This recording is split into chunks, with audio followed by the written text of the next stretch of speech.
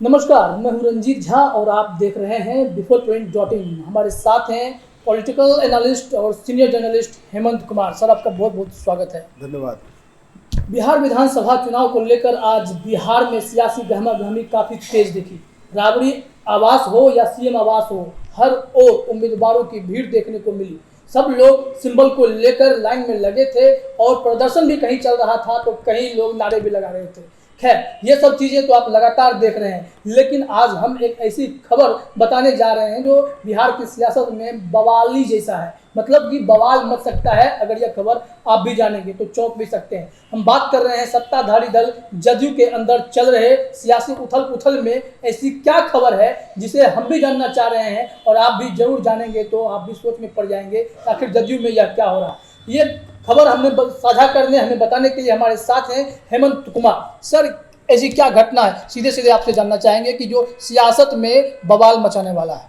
रंजित, बिहार विधानसभा चुनाव के दौर की यह सबसे बड़ी सियासी खबर है जी, जिससे सियासत में बवाल मचने वाला है और खासकर सत्ताधारी दल जनता दल यूनाइटेड जी, के भीतर सियासी तूफान का भी यह संकेत है। एक तरह से हमारे भरोसेमंद सूत्रों से जो खबरें हमारे पास छन कर के आई है उसके मुताबिक कल यानी बीती रात जेडीयू के शीर्ष नेताओं की एक बैठक चल रही थी और उस बैठक में उम्मीदवारों की सूची को फाइनल किया जा रहा था।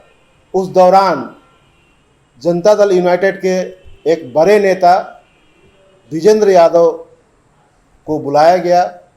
उनको सूचना दी गई कि आप आ जाइए। विजेंद्र यादव के बारे में आप जानते हैं कि वह जेडीयू में बहुत सम्मानित और बड़े कद वाले नेता हैं। कद्दावर नेताओं में उनकी गिनती होती है और मुख्यमंत्री भी उनका सम्मान करते हैं। तो उस बैठक में जब विजेंद्र यादव की एंट्री हुई तो उन्हें कहा गया कि यह सूची है उम्मीदवारों की, आप इसे एक बार देख लीजिए। जब उनकी ओर सूची बढ़ाया गया तो विजेंद्र यादव अचानक खफा हो गए और उन्होंने कहा कि जब सूची आप लोगों ने बना ही ली है तो इसे देखना क्या है, इसको आप जारी कर दें। तो वहाँ बैठे कुछ नेताओं में से किसी ने कहा कि एक बार देख लीजिए। तो उन्होंने अपनी नाराज़गी जाहिर करते हुए कहा कि अगर हिम्मत है तो आप लोग अकेले चुनाव लड़ने का ऐलान कीजिए। बीजेपी की ओर से लगातार अपमानित करवाया जा रहा है। उनके कहने का मकसद यह था कि जो लोक जनशक्ति पार्टी की ओर से लगातार हमले हो रहे हैं और लोक जनशक्ति पार्टी के चीफ चिराग पासवान ने कल अलग चुनाव लड़ने का ऐलान कर दिया और बीजेपी चुप रह गई।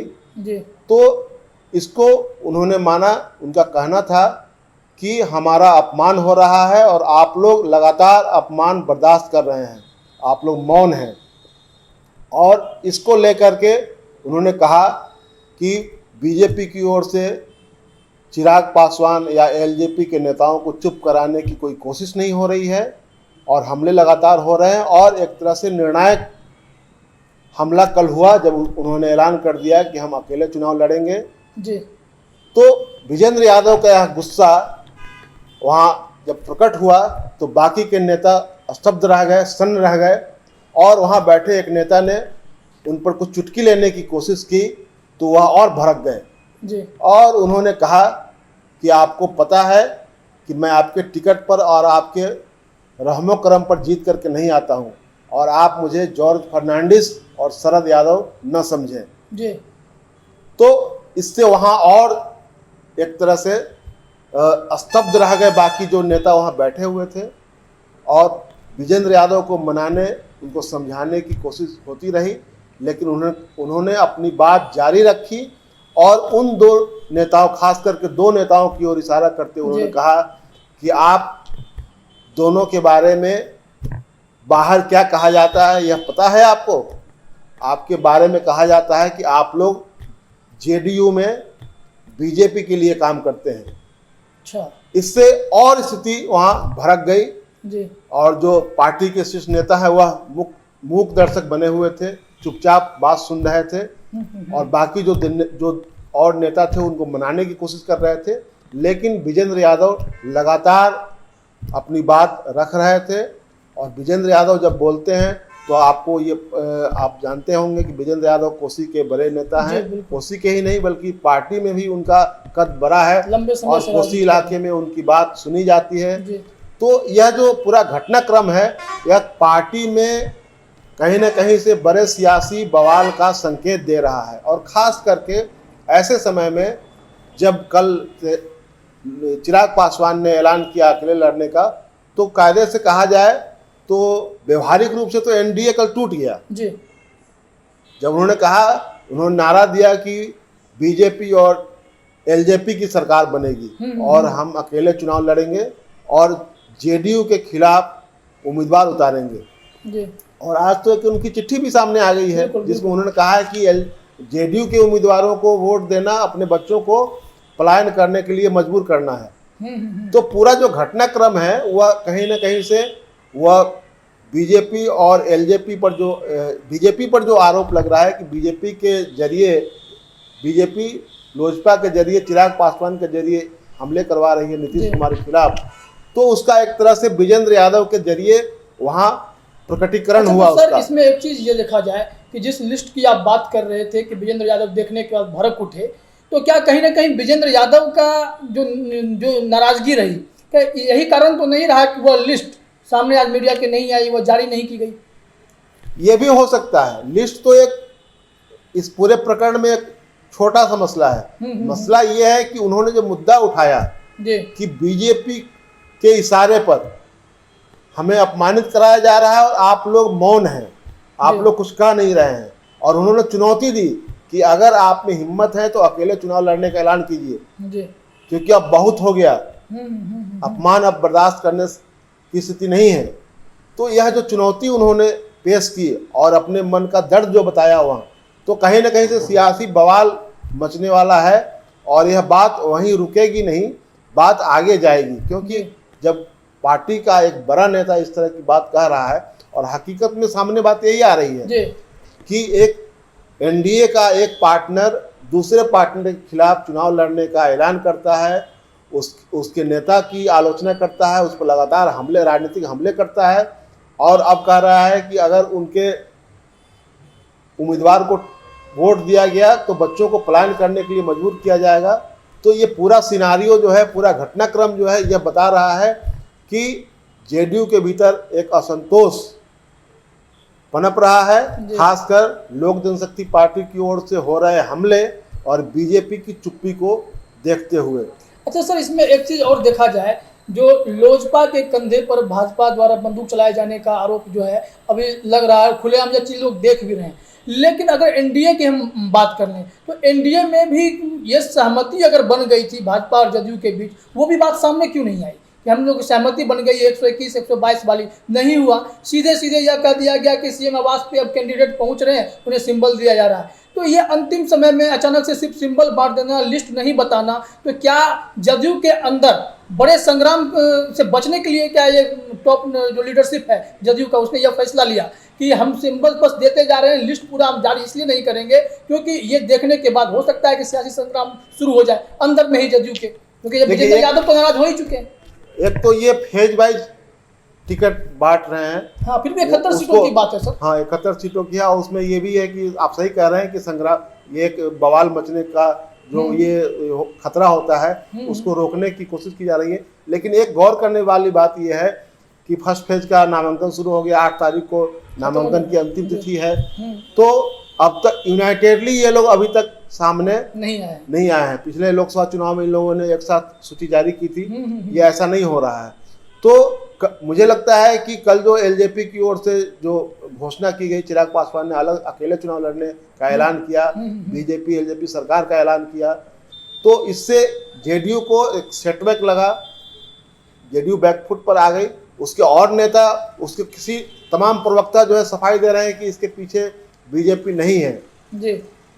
लेकिन कल जो अंदर खाने जो कुछ हुआ और जो सूत्रों के हवाले से जो हम लोगों तक जो बात आई है, उससे ये लग रहा है कि भीतर पार्टी के भीतर में बहुत कशमकश चल रहा है जी। और लोग और वहाँ बहुत असंतोष है, लोग अपमानित महसूस कर रहे हैं। और विजेंद्र यादव की जो बातें हैं जो उन्होंने कल शीर्ष नेताओं की बैठक में कही, उससे यह स्पष्ट है कि वहाँ पार्टी को कोई ना कोई निर्णय लेना पड़ेगा, क्योंकि विजेंद्र यादव जब कह रहे हैं तो मुझे लगता है कि उनकी बात दरकिनार करने वाली दिख नहीं रही है, क्योंकि दरकिनार की जाएगी तो उनका गुस्सा और भड़क सकता है। जो बातें बाहर चल रही थी चर्चा में कि भाजपा जो है नीतीश कुमार को छोटा भाई बनाने की भूमिका बांध रही है, उस मिशन में लगी हुई है, अब ये बात अंदर खाने भी यही बात सामने चल रही है। और मैं लिस्ट की ही एक बार और बात करूंगा। ये तो भाजपा की जो बात हमने कर ली कि जदयू के ऊपर क्या प्रेशर पॉलिटिक्स जो भी है, लेकिन विजेंद्र यादव ने जो लिस्ट देखा उससे नाराजगी जताई गई। तो क्या वो लिस्ट इसी वजह से ताकि इसमें देखने के बाद कि अगर विजेंद्र यादव को यह लिस्ट पसंद नहीं है तो हम जब ये सामने जारी कर देंगे तो हमारे नेताओं को पसंद नहीं आएगा, तो अंतिम समय में 8 तारीख तक हमारे पास मौका रहता है नॉमिनेशन करने का फर्स्ट पेज का। हम ये लिस्ट अगर जारी कर देते हैं तो ज़्यादा समय नहीं मिलेगा, किसी को हंगामा करने का मौका नहीं मिलेगा, जिसके चलते है लोग ये नॉमिनेशन वापसी की भी तारीख आ जाएगी कुछ दिन बाद। तो ये पूरा मामला आपको कैसे देख पा रहे हैं इस चीज़ को? देखिए, सबसे बड़ी बात तो ये है कि ये लिस्ट कोई मैं जिस घटनाक्रम की बात कर रहा हूँ उसमें लिस्ट बहुत महत्वपूर्ण नहीं है। लिस्ट तो एक बहाना था और जाहिर सी बात है कि वो अगर नाराज हुए और कह रहे हैं कि लिस्ट जब आपने बना ली है तो उसको जारी कर दीजिए, मुझे दिखाने की क्या जरूरत है। वो कह रहे हैं कि मुझे जॉर्ज फर्नांडिस और शरद यादव न समझे, मैं आपके भरोसे और आपके टिकट पर जीत करके नहीं आता हूँ। यानी कि टिकट पर कहने का मतलब ये है कि आपके रहमो करम पर जीत करके नहीं आता हूँ। तो यह सब जब वो कह रहे हैं तो एक तरह से उनके मन का भरास निकल रहा है।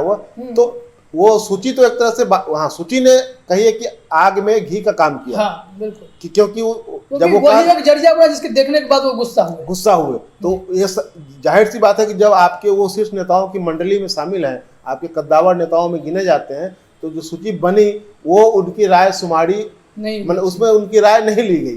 तो एक तो वो एक तरह से वो बना तात्कालिक कारण बना कि वो देख करके नाराज हुए और जाते जाते वो सूची फेंक करके चले गए। ये सबसे बड़ी बात थी, उन्होंने सूची को फेंक दिया उठा के। उन्होंने सूची फेंक दिया और चुनौती दी कि अगर हिम्मत है तो आप अकेले चुनाव लड़ने का ऐलान कीजिए, क्योंकि अब अपमान बहुत हो गया, अपमान बर्दाश्त करने लायक नहीं है। बीजेपी लगातार अपमानित करवा रही है। उन्होंने कई बातें एक साथ कही, बीजेपी के बारे में भी कही, एलजेपी के बारे में भी कही, और उनके शीर्ष नेताओं में से जो 2 थे उन पे भी आरोप लग रहे उनके और पार्टी के भीतर जो 2 शीर्ष नेता हैं उनके बारे में भी कहा कि आपके बारे में बाहर क्या कहा जाता है ये पता है।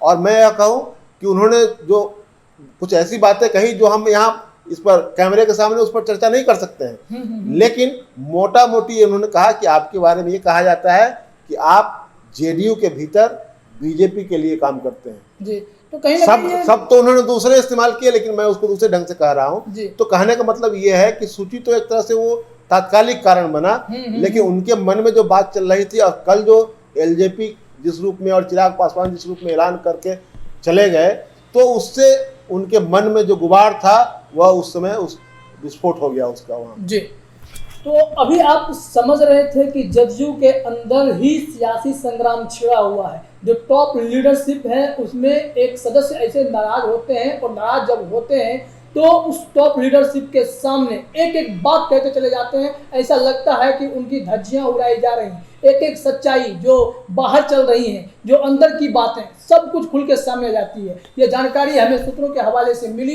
जिसे आपके साथ साझा कर रहे थे हमारे सीनियर जर्नलिस्ट हेमंत कुमार। ऐसे ही सियासत की अंदर की खबरें हम आप तक लाते रहेंगे, और बिहार विधानसभा चुनाव से जुड़े तमाम ऐसे अपडेट्स जो भी जानना आपके लिए जरूरी है, और वो सारी खबरें हम आपके सामने लाएंगे। तब तक आप देखते रहिए bigfootprint.in। नमस्कार।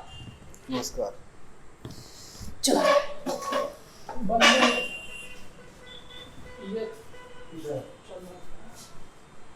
अगर आपको हमारा वीडियो पसंद आया हो तो इसे लाइक करें, सब्सक्राइब करें और साथ ही बेल आइकन दबाना ना भूलें।